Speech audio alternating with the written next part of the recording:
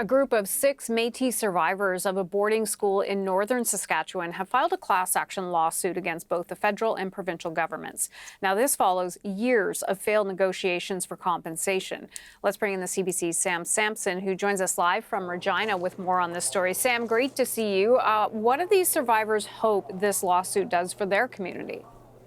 Well, they hope that they get some kind of compensation in whatever form that may come, but also, and they really stressed this today, acknowledgement of what happened. About 1,500 students went to this school in a northern Saskatchewan village, and so they want people to understand that they too suffered abuse and psychological damage from their experiences in this school. And I think we should listen to Dwayne Favel, who explains it really well. Take a listen.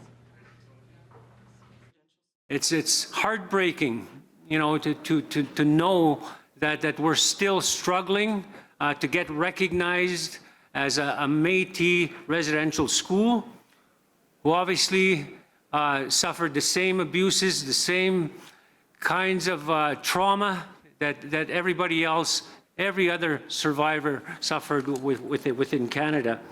So all we want is to be respected, to be appreciated as Métis people, and to get the recognition that we deserve.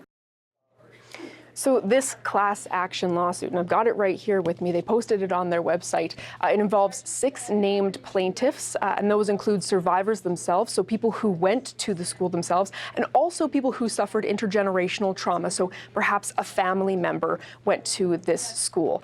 And this school was operating for quite a long time, the 1860s to about the 1970s.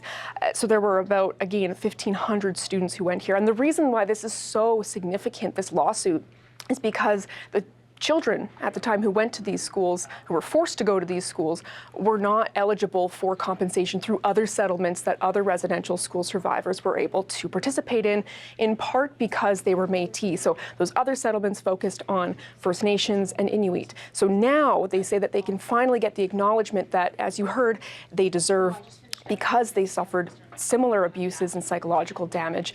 Here's Louis Gardner, the first named plaintiff in this lawsuit.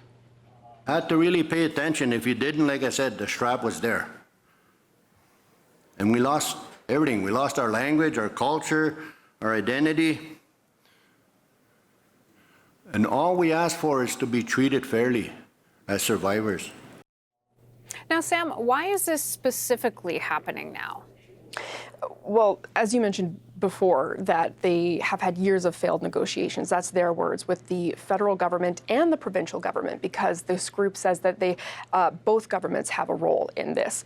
Why now is because in 2019, the federal government signed a memorandum of understanding, that they will officially acknowledge it. But since then, there hasn't really been any meaningful movement on this. And so they hope that this lawsuit, this class action, can aggressively, in their words, move some, get some compensation going.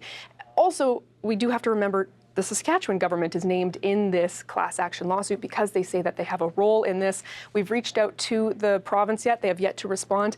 We also reached out to Minister Patty Hajdu and Minister Mark Miller, and the Minister Mark Miller's office is preparing a statement. He is not available for an interview today.